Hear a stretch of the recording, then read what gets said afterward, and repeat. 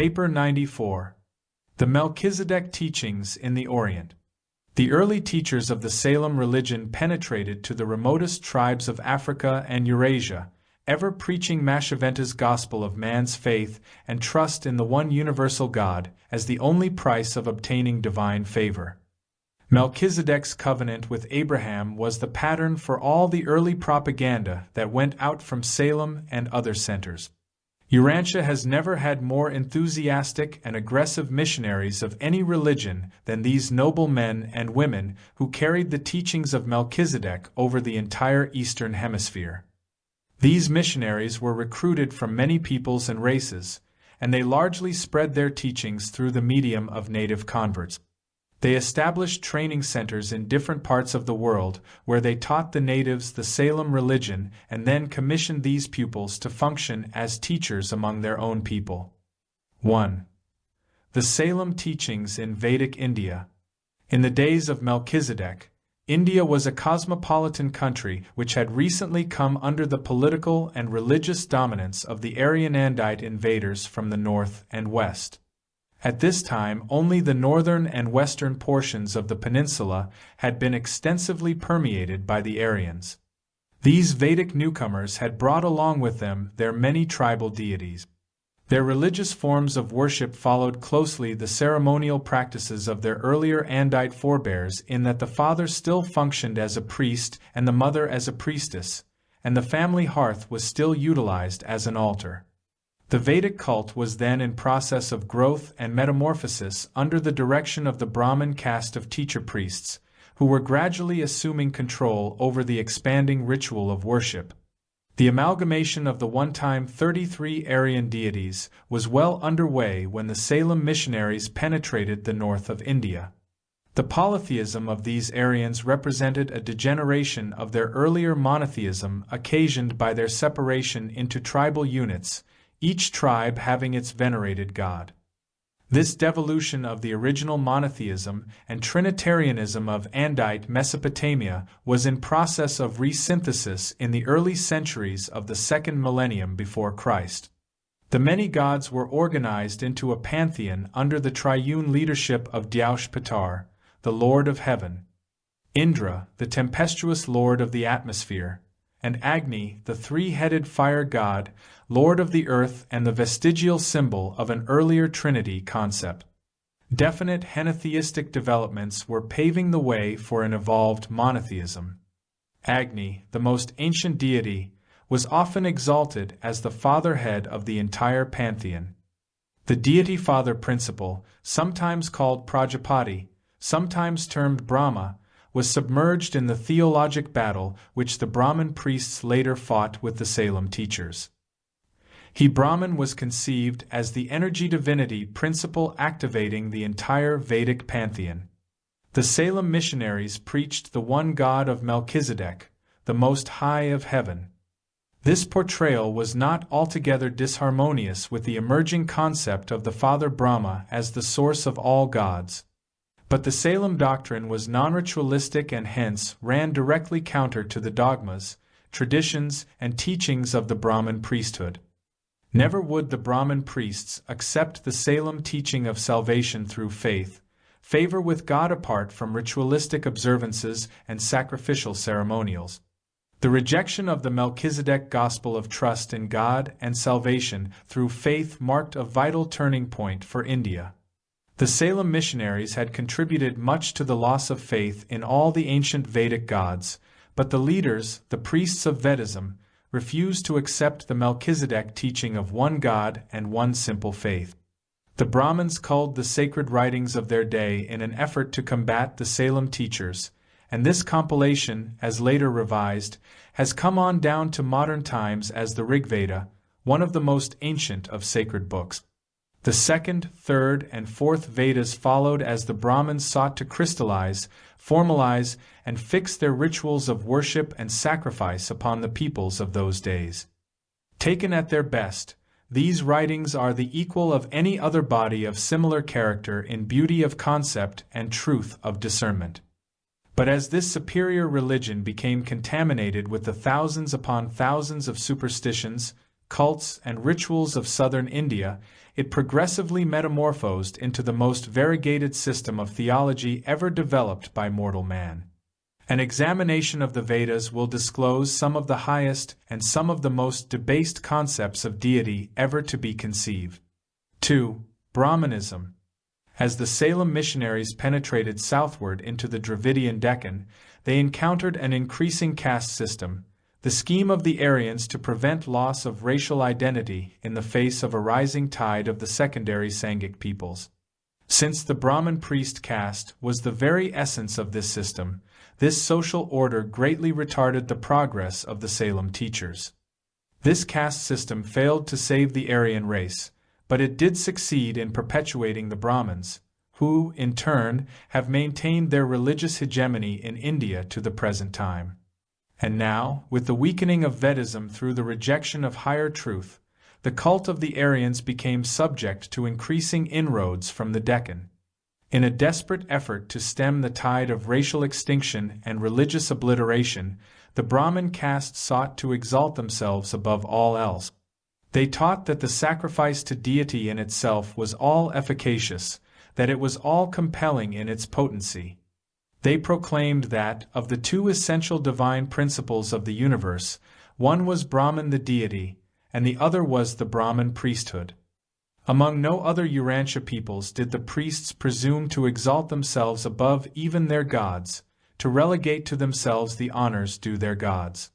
But they went so absurdly far with these presumptuous claims that the whole precarious system collapsed before the debasing cults which poured in from the surrounding and less advanced civilizations.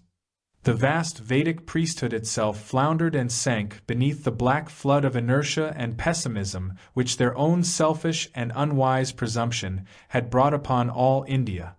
The undue concentration on self led certainly to a fear of the non-evolutionary perpetuation of self in an endless round of successive incarnations as man, beast, or weeds.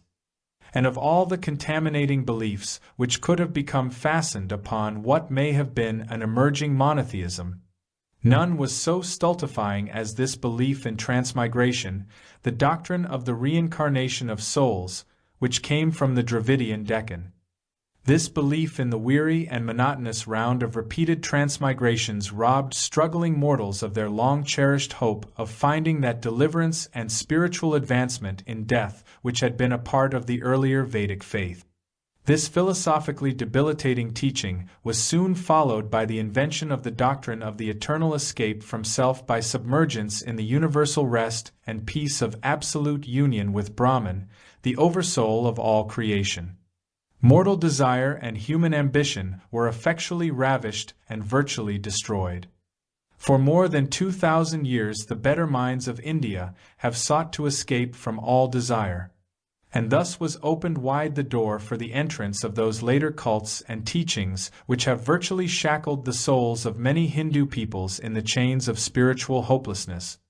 Of all civilizations, the Vedic Aryan paid the most terrible price for its rejection of the Salem gospel. Caste alone could not perpetuate the Aryan religio-cultural system, and as the inferior religions of the Deccan permeated the north, there developed an age of despair and hopelessness. It was during these dark days that the cult of taking no life arose, and it has ever since persisted. Many of the new cults were frankly atheistic, claiming that such salvation as was attainable could come only by man's own unaided efforts. But throughout a great deal of all this unfortunate philosophy, distorted remnants of the Melchizedek and even the Adamic teachings can be traced. These were the times of the compilation of the later scriptures of the Hindu faith, the Brahmanas and the Upanishads. Having rejected the teachings of personal religion through the personal faith experience with the one God, and having become contaminated with the flood of debasing and debilitating cults and creeds from the Deccan, with their anthropomorphisms and reincarnations, the Brahmanic priesthood experienced a violent reaction against these vitiating beliefs.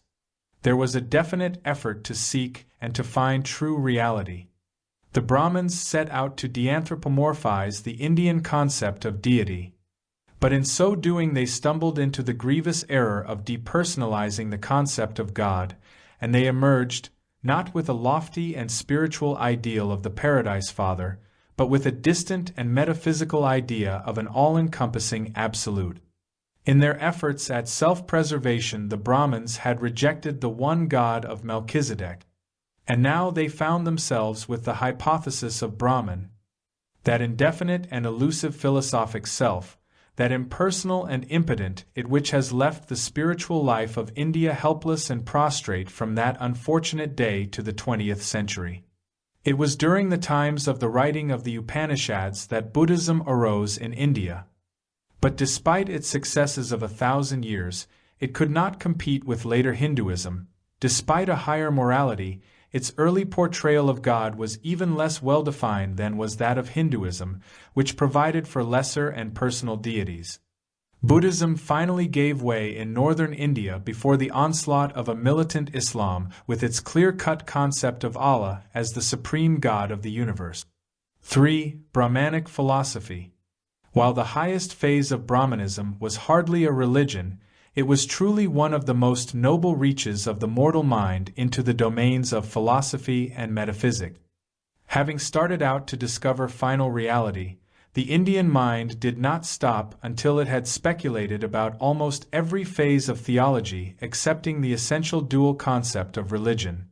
The existence of the universal Father of all universe creatures and the fact of the ascending experience in the universe of these very creatures as they seek to attain the eternal Father, who has commanded them to be perfect, even as He is perfect.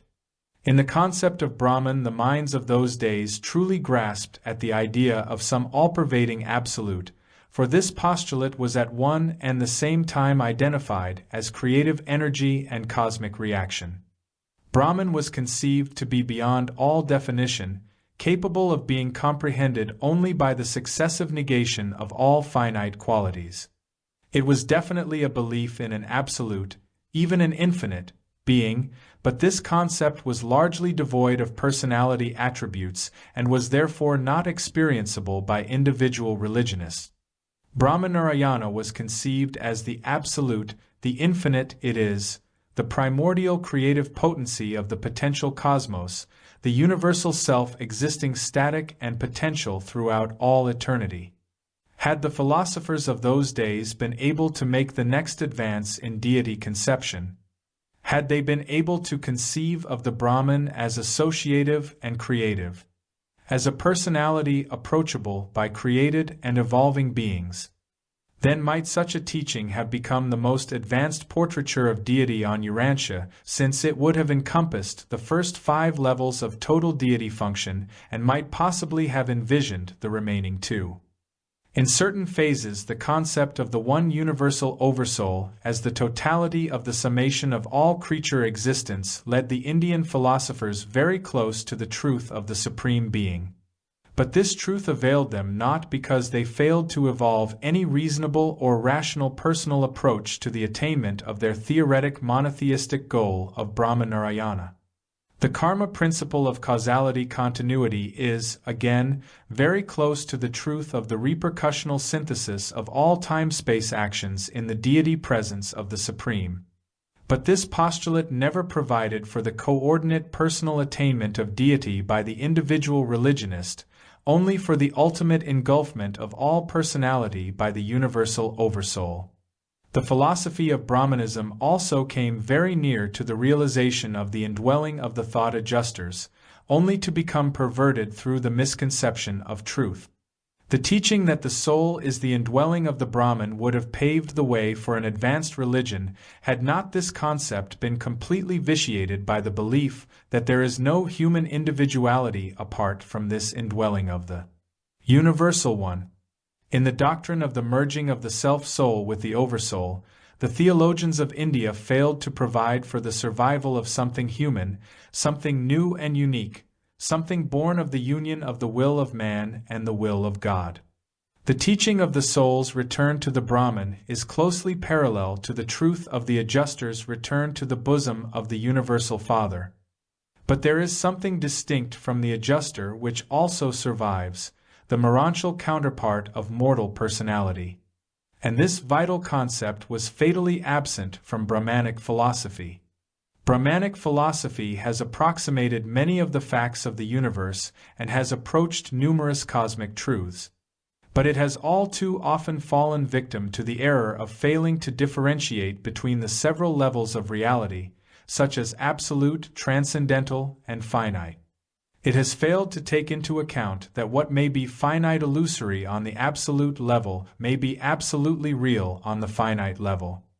And it has also taken no cognizance of the essential personality of the Universal Father, who is personally contactable on all levels from the evolutionary creature's limited experience with God on up to the limitless experience of the eternal Son with the Paradise Father. 4. The Hindu religion. With the passing of the centuries in India, the populace returned in measure to the ancient rituals of the Vedas as they had been modified by the teachings of the Melchizedek missionaries and crystallized by the later Brahman priesthood. This, the oldest and most cosmopolitan of the world's religions, has undergone further changes in response to Buddhism and Jainism and to the later appearing influences of Mohammedanism and Christianity. But by the time the teachings of Jesus arrived, they had already become so occidentalized as to be a white man's religion, hence strange and foreign to the Hindu mind. Hindu theology, at present, depicts 4 descending levels of deity and divinity. 1. He Brahman, the Absolute, the Infinite One, that it is. 2. He Ramurti, the Supreme Trinity of Hinduism. In this association Brahma, the first member, is conceived as being self-created out of the Brahman, infinity. Were it not for close identification with the pantheistic Infinite One, Brahma could constitute the foundation for a concept of the Universal Father. Brahma is also identified with fate. The worship of the second and third members, Shiva and Vishnu, arose in the first millennium after Christ. Shiva is Lord of life and death, God of fertility, and master of destruction. Vishnu is extremely popular due to the belief that he periodically incarnates in human form. In this way, Vishnu becomes real and living in the imaginations of the Indians. Shiva and Vishnu are each regarded by some as supreme over all. 3. Vedic and post-Vedic deities. Many of the ancient gods of the Aryans, such as Agni, Indra, Soma, have persisted as secondary to the 3 members of the Trimurti. Numerous additional gods have arisen since the early days of Vedic India, and these have also been incorporated into the Hindu pantheon. 4. He demigods.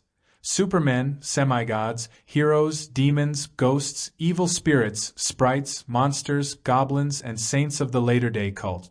While Hinduism has long failed to vivify the Indian people, at the same time it has usually been a tolerant religion.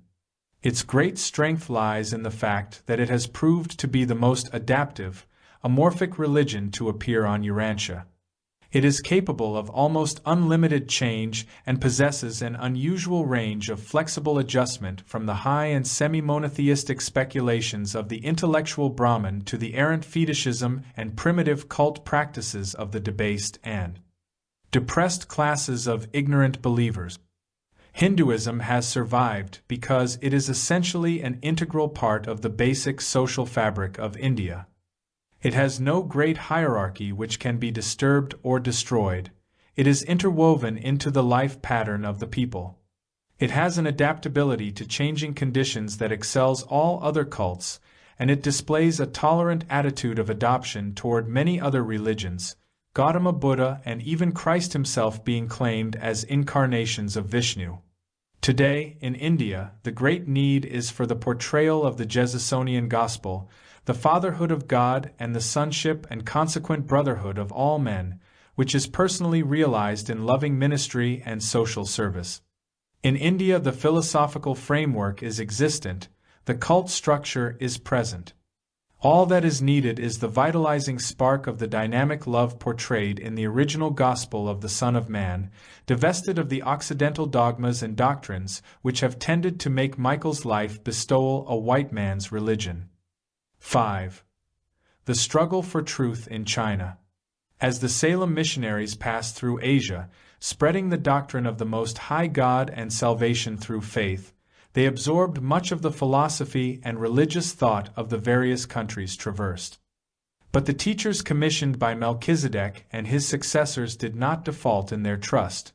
They did penetrate to all peoples of the Eurasian continent, and it was in the middle of the second millennium before Christ that they arrived in China. At Si Fuch, for more than 100 years, the Salemites maintained their headquarters, their training Chinese teachers who taught throughout all the domains of the yellow race. It was in direct consequence of this teaching that the earliest form of Taoism arose in China, a vastly different religion than the one which bears that name today. Early or Proto-Taoism was a compound of the following factors. 1. The lingering teachings of Xinglangtan, which persisted in the concept of Shang-Ti, the God of Heaven. In the times of Xinglangtan, the Chinese people became virtually monotheistic. They concentrated their worship on the one truth, later known as the Spirit of Heaven, the universe ruler. And the yellow race never fully lost this early concept of deity, although in subsequent centuries many subordinate gods and spirits insidiously crept into their religion. 2. The Salem religion of a most high creator deity who would bestow his favor upon mankind in response to man's faith. But it is all too true that, by the time the Melchizedek missionaries had penetrated to the lands of the yellow race, their original message had become considerably changed from the simple doctrines of Salem in the days of Machiventa. 3. The Brahman absolute concept of the Indian philosophers, coupled with the desire to escape all evil.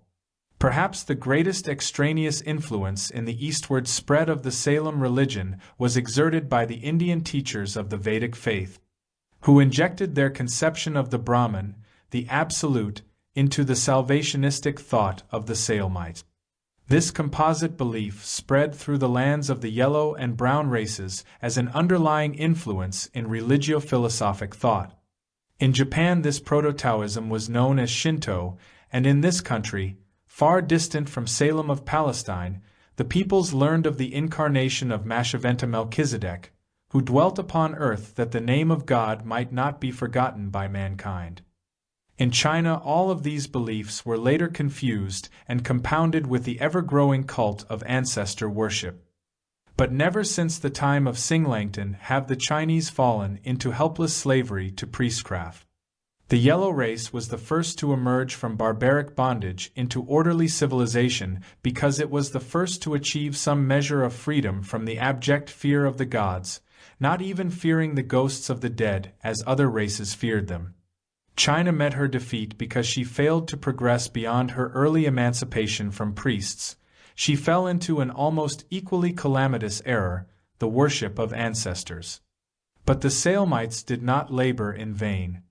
It was upon the foundations of their gospel that the great philosophers of 6th century China built their teachings. The moral atmosphere and the spiritual sentiments of the times of Lao Tse and Confucius grew up out of the teachings of the Salem missionaries of an earlier age. 6. Lao Tzu and Confucius. About 600 years before the arrival of Michael, it seemed to Melchizedek, long since departed from the flesh, that the purity of his teaching on earth was being unduly jeopardized by general absorption into the older Urantia beliefs. It appeared for a time that his mission as a forerunner of Michael might be in danger of failing.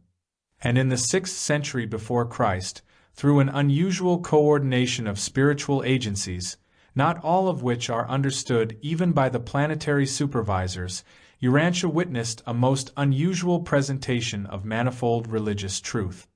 Through the agency of several human teachers, the Salem gospel was restated and revitalized, and as it was then presented, much has persisted to the times of this writing. This unique century of spiritual progress was characterized by great religious, moral, and philosophic teachers all over the civilized world.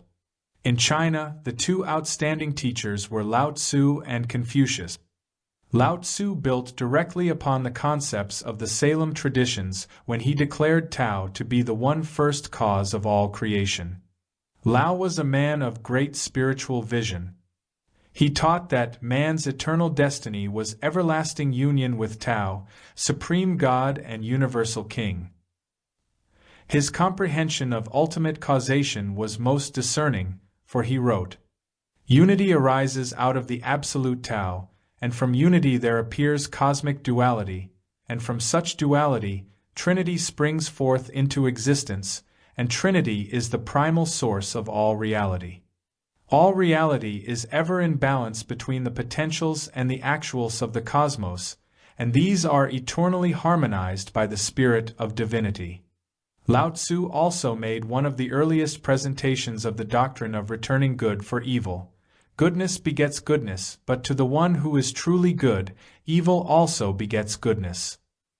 He taught the return of the creature to the Creator and pictured life as the emergence of a personality from the cosmic potentials, while death was like the returning home of this creature personality. His concept of true faith was unusual, and he too likened it to the attitude of a little child. His understanding of the eternal purpose of God was clear, for he said, "The absolute deity does not strive but is always victorious. He does not coerce mankind but always stands ready to respond to their true desires. The will of God is eternal in patience and eternal in the inevitability of its expression." And of the true religionist he said, in expressing the truth, that it is more blessed to give than to receive. The good man seeks not to retain truth for himself but rather attempts to bestow these riches upon his fellows, for that is the realization of truth. The will of the absolute God always benefits, never destroys. The purpose of the true believer is always to act but never to coerce. Lao's teaching of non-resistance and the distinction which he made between action and coercion became later perverted into the beliefs of seeing, doing, and thinking nothing. But Lao never taught such error, albeit his presentation of non-resistance has been a factor in the further development of the pacific predilections of the Chinese peoples. But the popular Taoism of 20th century Urantia has very little in common with the lofty sentiments and the cosmic concepts of the old philosopher who taught the truth as he perceived it, which was that faith in the absolute God is the source of that divine energy which will remake the world, and by which man ascends to spiritual union with Tao, the eternal deity and creator absolute of the universes. Confucius, Kung Fuzu, was a younger contemporary of Lao in 6th century China. Confucius based his doctrines upon the better moral traditions of the long history of the yellow race, and he was also somewhat influenced by the lingering traditions of the Salem missionaries. His chief work consisted in the compilation of the wise sayings of ancient philosophers. He was a rejected teacher during his lifetime, but his writings and teachings have ever since exerted a great influence in China and Japan. Confucius set a new pace for the shamans in that he put morality in the place of magic. But he built too well. He made a new fetish out of order and established a respect for ancestral conduct that is still venerated by the Chinese at the time of this writing. The Confucian preachment of morality was predicated on the theory that the earthly way is the distorted shadow of the heavenly way, that the true pattern of temporal civilization is the mirror reflection of the eternal order of heaven. The potential God concept in Confucianism was almost completely subordinated to the emphasis placed upon the way of heaven, the pattern of the cosmos.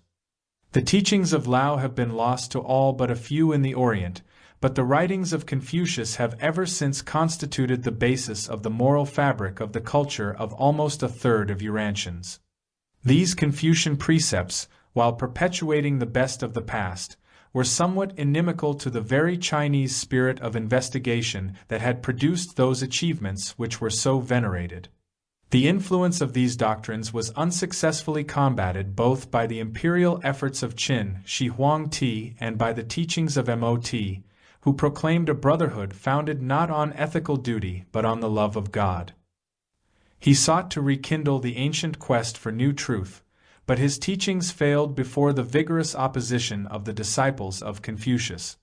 Like many other spiritual and moral teachers, Both Confucius and Lao Tzu were eventually deified by their followers in those spiritually dark ages of China which intervened between the decline and perversion of the Taoist faith and the coming of the Buddhist missionaries from India. During these spiritually decadent centuries, the religion of the yellow race degenerated into a pitiful theology wherein swarmed devils, dragons, and evil spirits, all betokening the returning fears of the unenlightened mortal mind. And China, once at the head of human society because of an advanced religion, then fell behind because of temporary failure to progress in the true path of the development of that God consciousness which is indispensable to the true progress, not only of the individual mortal, but also of the intricate and complex civilizations which characterize the advance of culture and society on an evolutionary planet of time and space. 7. Gautama Siddhartha. Contemporary with Lao Tzu and Confucius in China, another great teacher of truth arose in India. Gautama Siddhartha was born in the 6th century before Christ in the North Indian province of Nepal. His followers later made it appear that he was the son of a fabulously wealthy ruler. But, in truth, he was the heir apparent to the throne of a petty chieftain who ruled by sufferance over a small and secluded mountain valley in the southern Himalayas. Gautama formulated those theories which grew into the philosophy of Buddhism after 6 years of the futile practice of yoga. Siddhartha made a determined but unavailing fight against the growing caste system. There was a lofty sincerity and a unique unselfishness about this young prophet prince that greatly appealed to the men of those days. He detracted from the practice of seeking individual salvation through physical affliction and personal pain, and he exhorted his followers to carry his gospel to all the world. Amid the confusion and extreme cult practices of India, the saner and more moderate teachings of Gautama came as a refreshing relief. He denounced gods, priests, and their sacrifices, but he too failed to perceive the personality of the one universal. Not believing in the existence of individual human souls, Gautama, of course, made a valiant fight against the time-honored belief in transmigration of the soul. He made a noble effort to deliver men from fear, to make them feel at ease and at home in the great universe, but he failed to show them the pathway to that real and supernal home of ascending mortals, paradise, and to the expanding service of eternal existence. Gautama was a real prophet, and had he heeded the instruction of the hermit Godad, he might have aroused all India by the inspiration of the revival of the Salem gospel of salvation by faith. Godad was descended through a family that had never lost the traditions of the Melchizedek missionaries. At Benares, Gautama founded his school, and it was during its 2nd year that a pupil, Bhattan, imparted to his teacher the traditions of the Salem missionaries about the Melchizedek covenant with Abraham. And while Siddhartha did not have a very clear concept of the Universal Father, he took an advanced stand on salvation through faith, simple belief. He so declared himself before his followers and began sending his students out in groups of 60 to proclaim to the people of India the glad tidings of free salvation, that all men, high and low, can attain bliss by faith in righteousness and justice. Gautama's wife believed her husband's gospel and was the founder of an order of nuns. His son became his successor and greatly extended the cult. He grasped the new idea of salvation through faith, but in his later years wavered regarding the Salem gospel of divine favor through faith alone, and in his old age his dying words were, "Work out your own salvation." When proclaimed at its best, Gautama's gospel of universal salvation, free from sacrifice, torture, ritual, and priests, was a revolutionary and amazing doctrine for its time. And it came surprisingly near to being a revival of the Salem gospel. It brought succor to millions of despairing souls, and notwithstanding its grotesque perversion during later centuries, it still persists as the hope of millions of human beings. Siddhartha taught far more truth than has survived in the modern cults bearing his name. Modern Buddhism is no more the teachings of Gautama Siddhartha than is Christianity the teachings of Jesus of Nazareth. 8. The Buddhist faith. To become a Buddhist, one merely made public profession of the faith by reciting the refuge. I take my refuge in the Buddha. I take my refuge in the doctrine. I take my refuge in the brotherhood. Buddhism took origin in a historic person, not in a myth. Gautama's followers called him Sasta, meaning master or teacher. While he made no superhuman claims for either himself or his teachings, his disciples early began to call him the Enlightened One, the Buddha, later on Sakyamuni Buddha. The original Gospel of Gautama was based on the Four Noble Truths. 1. The Noble Truths of Suffering. 2. The Origins of Suffering. 3. The Destruction of Suffering. 4. The Way to the Destruction of Suffering. Closely linked to the doctrine of suffering and the escape therefrom was the philosophy of the Eightfold Path: right views, aspirations, speech, conduct, livelihood, effort, mindfulness, and contemplation. It was not Gautama's intention to attempt to destroy all effort, desire, and affection in the escape from suffering. Rather was his teaching designed to picture to mortal man the futility of pinning all hope and aspirations entirely on temporal goals and material objectives. It was not so much that love of one's fellows should be shunned, as that the true believer should also look beyond the associations of this material world to the realities of the eternal future. The moral commandments of Gautama's preachment were 5 in number. 1. You shall not kill. 2. You shall not steal. 3. You shall not be unchaste. 4. You shall not lie. 5. You shall not drink intoxicating liquors. There were several additional or secondary commandments, whose observance was optional with believers. Siddhartha hardly believed in the immortality of the human personality. His philosophy only provided for a sort of functional continuity. He never clearly defined what he meant to include in the doctrine of nirvana. The fact that it could theoretically be experienced during mortal existence would indicate that it was not viewed as a state of complete annihilation. It implied a condition of supreme enlightenment and supernal bliss wherein all fetters binding man to the material world had been broken. There was freedom from the desires of mortal life and deliverance from all danger of ever again experiencing incarnation. According to the original teachings of Gautama, salvation is achieved by human effort, apart from divine help. There is no place for saving faith or prayers to superhuman powers. Gautama, in his attempt to minimize the superstitions of India, endeavored to turn men away from the blatant claims of magical salvation. And in making this effort, he left the door wide open for his successors to misinterpret his teaching and to proclaim that all human striving for attainment is distasteful and painful. His followers overlooked the fact that the highest happiness is linked with the intelligent and enthusiastic pursuit of worthy goals, and that such achievements constitute true progress in cosmic self-realization. The great truth of Siddhartha's teaching was his proclamation of a universe of absolute justice. He taught the best godless philosophy ever invented by mortal man. It was the ideal humanism and most effectively removed all grounds for superstition, magical rituals, and fear of ghosts or demons. The great weakness in the original gospel of Buddhism was that it did not produce a religion of unselfish social service. The Buddhistic Brotherhood was, for a long time, not a fraternity of believers but rather a community of student teachers. Gautama forbade their receiving money and thereby sought to prevent the growth of hierarchical tendencies. Gautama himself was highly social. Indeed, his life was much greater than his preachment. 9. The spread of Buddhism.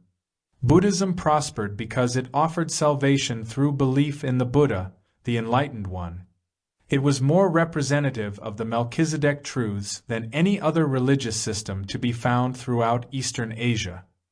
But Buddhism did not become widespread as a religion until it was espoused in self-protection by the low-caste monarch Asoka, who, next to Akhenaten in Egypt, was one of the most remarkable civil rulers between Melchizedek and Michael. Asoka built a great Indian empire through the propaganda of his Buddhist missionaries. During a period of 25 years he trained and sent forth more than 17,000 missionaries to the farthest frontiers of all the known world. In one generation he made Buddhism the dominant religion of one half the world. It soon became established in Tibet, Kashmir, Ceylon, Burma, Java, Siam, Korea, China, and Japan. And generally speaking, it was a religion vastly superior to those which it supplanted or upstepped. The spread of Buddhism from its homeland in India to all of Asia is one of the thrilling stories of the spiritual devotion and missionary persistence of sincere religionists. The teachers of Gautama's gospel not only braved the perils of the overland caravan routes but faced the dangers of the China seas as they pursued their mission over the Asiatic continent, bringing to all peoples the message of their faith. But this Buddhism was no longer the simple doctrine of Gautama. It was the miraculized gospel which made him a god. And the farther Buddhism spread from its highland home in India, the more unlike the teachings of Gautama it became, and the more like the religions it supplanted it grew to be. Buddhism, later on, was much affected by Taoism in China, Shinto in Japan, and Christianity in Tibet. After 1,000 years, in India Buddhism simply withered and expired. It became Brahmanized and later abjectly surrendered to Islam, while throughout much of the rest of the Orient it degenerated into a ritual which Gautama Siddhartha would never have recognized. In the South, the fundamentalist stereotype of the teachings of Siddhartha persisted in Ceylon, Burma, and the Indochina Peninsula. This is the Hinayana division of Buddhism which clings to the early Aura social doctrine. But even before the collapse in India, the Chinese and North Indian groups of Gautama's followers had begun the development of the Mahayana teaching of the Great Road to salvation, in contrast with the purists of the South who held to the Hinayana, or Lesser Road. And these Mahayanists cast loose from the social limitations inherent in the Buddhist doctrine, and ever since has this northern division of Buddhism continued to evolve in China and Japan. Buddhism is a living, growing religion today because it succeeds in conserving many of the highest moral values of its adherent. It promotes calmness and self-control, augments serenity and happiness, and does much to prevent sorrow and mourning. Those who believe this philosophy live better lives than many who do not. 10. Religion in Tibet. In Tibet may be found the strangest association of the Melchizedek teachings combined with Buddhism, Hinduism, Taoism, and Christianity. When the Buddhist missionaries entered Tibet, they encountered a state of primitive savagery very similar to that which the early Christian missionaries found among the northern tribes of Europe. These simple-minded Tibetans would not wholly give up their ancient magic and charms. Examination of the religious ceremonials of present-day Tibetan rituals reveals an overgrown brotherhood of priests with shaven heads who practice an elaborate ritual embracing bells, chants, incense, processionals, rosaries, images, charms, pictures, holy water, gorgeous vestments, and elaborate choirs. They have rigid dogmas and crystallized creeds, mystic rites and special fasts. Their hierarchy embraces monks, nuns, abbots, and the Grand Lama. They pray to angels, saints, a holy mother, and the gods. They practice confessions and believe in purgatory. Their monasteries are extensive and their cathedrals magnificent. They keep up an endless repetition of sacred rituals and believe that such ceremonials bestow salvation. Prayers are fastened to a wheel, and with its turning they believe the petitions become efficacious. Among no other people of modern times can be found the observance of so much from so many religions, and it is inevitable that such a cumulative liturgy would become inordinately cumbersome and intolerably burdensome. The Tibetans have something of all the leading world religions except the simple teachings of the Jesusonian Gospel: sonship with God, brotherhood with man, and ever-ascending citizenship in the eternal universe. 11. Buddhist philosophy. Buddhism entered China in the first millennium after Christ, and it fitted well into the religious customs of the yellow race. In ancestor worship they had long prayed to the dead, now they could also pray for them. Buddhism soon amalgamated with the lingering ritualistic practices of disintegrating Taoism. This new synthetic religion with its temples of worship and definite religious ceremonial soon became the generally accepted cult of the peoples of China, Korea, and Japan. While in some respects it is unfortunate that Buddhism was not carried to the world until after Gautama's followers had so perverted the traditions and teachings of the cult as to make of him a divine being.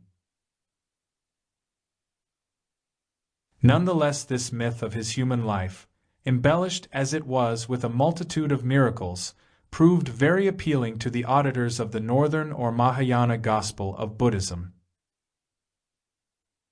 Some of his later followers taught that Sakyamuni Buddha's spirit returned periodically to earth as a living Buddha, thus opening the way for an indefinite perpetuation of Buddha images, temples, rituals, and impostor living Buddhas. Thus did the religion of the great Indian Protestant eventually find itself shackled with those very ceremonial practices and ritualistic incantations against which he had so fearlessly fought, and which he had so valiantly denounced. The great advance made in Buddhist philosophy consisted in its comprehension of the relativity of all truth. Through the mechanism of this hypothesis, Buddhists have been able to reconcile and correlate the divergencies within their own religious scriptures as well as the differences between their own and many others.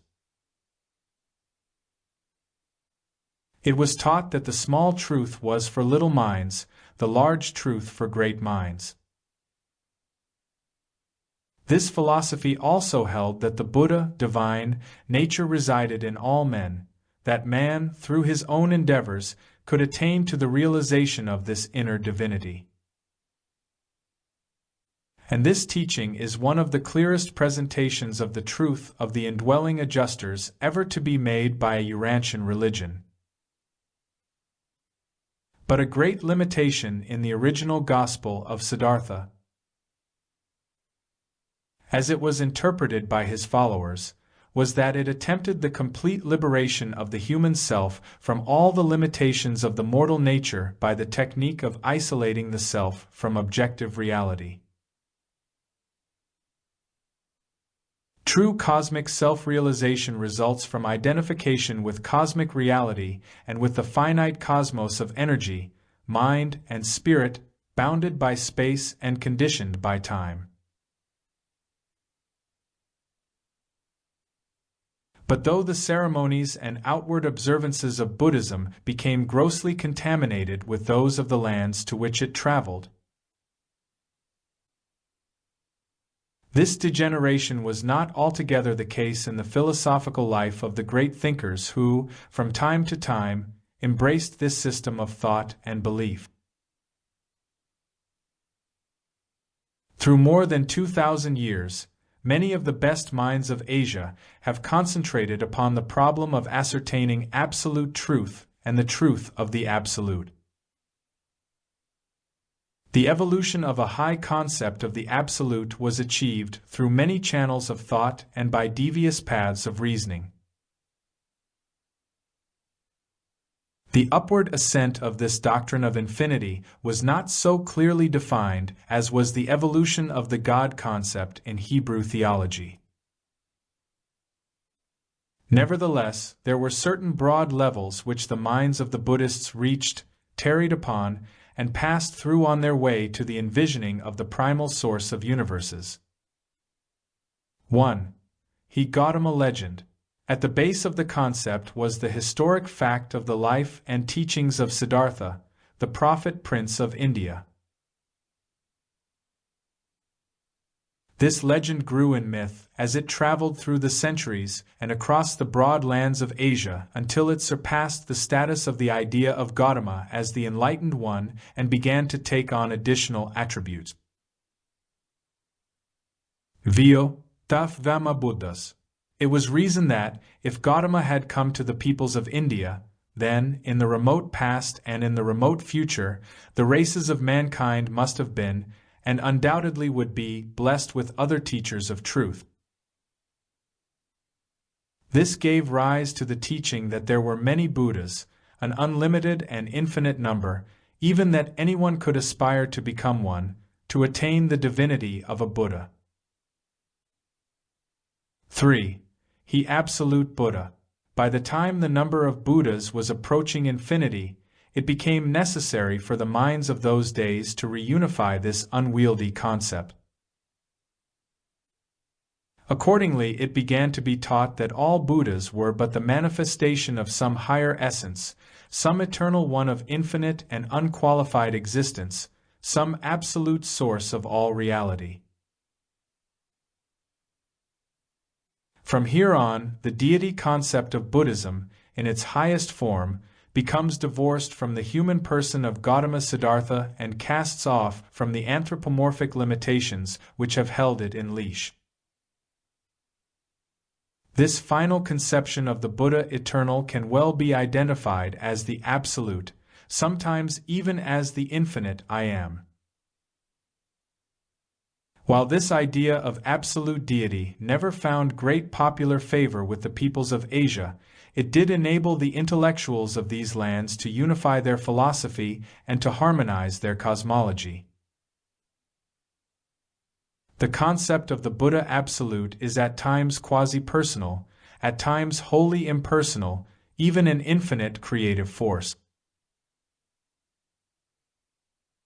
Such concepts, though helpful to philosophy, are not vital to religious development.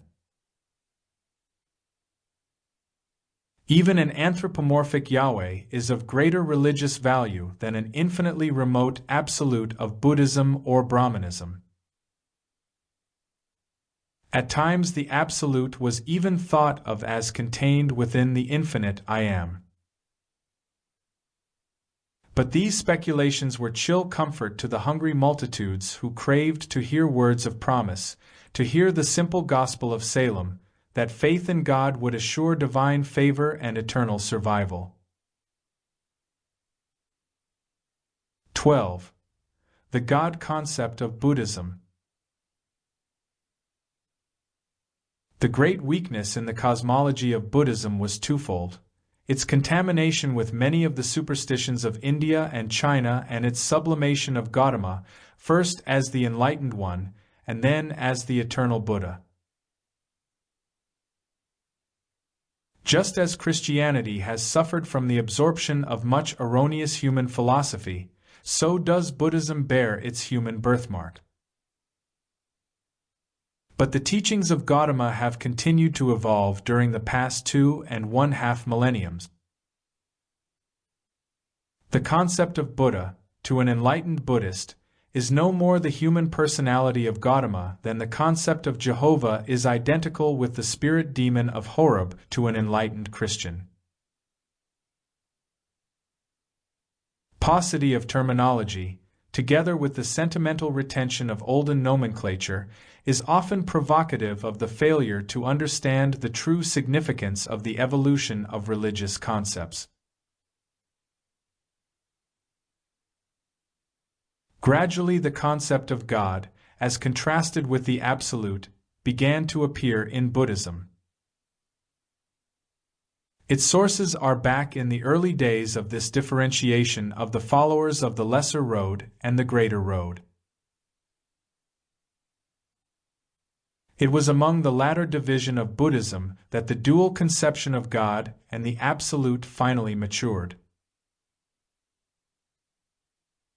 Step by step, century by century, the God concept has evolved until, with the teachings of Ryonin, Honen Shonin, and Shinran in Japan, this concept finally came to fruit in the belief in Amitabha. Among these believers it is taught that the soul, upon experiencing death, may elect to enjoy a sojourn in paradise prior to entering nirvana, the ultimate of existence. It is proclaimed that this new salvation is attained by faith in the divine mercies and loving care of Amida, God of the paradise in the West. In their philosophy, the Amidists hold to an infinite reality which is beyond all finite mortal comprehension. In their religion, they cling to faith in the all-merciful Amida, who so loves the world that he will not suffer one mortal who calls on his name in true faith and with a pure heart to fail in the attainment of the supernal happiness of paradise. The great strength of Buddhism is that its adherents are free to choose truth from all religions. Such freedom of choice has seldom characterized a Urantian faith. In this respect, the Shin sect of Japan has become one of the most progressive religious groups in the world. It has revived the ancient missionary spirit of Gautama's followers and has begun to send teachers to other peoples. This willingness to appropriate truth from any and all sources is indeed a commendable tendency to appear among religious believers during the first half of the 20th century after Christ. Buddhism itself is undergoing a 20th century renaissance. Through contact with Christianity, the social aspects of Buddhism have been greatly enhanced.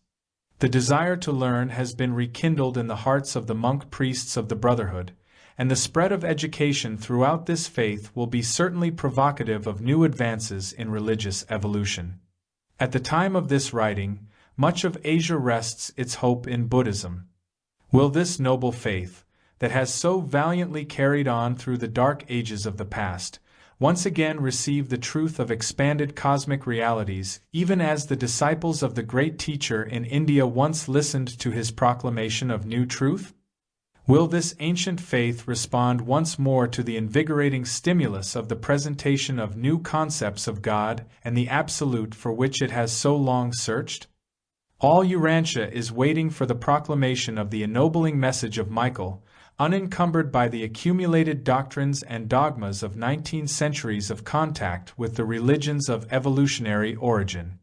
The hour is striking for presenting to Buddhism, to Christianity, to Hinduism, even to the peoples of all faiths, not the gospel about Jesus, but the living, spiritual reality of the gospel of Jesus.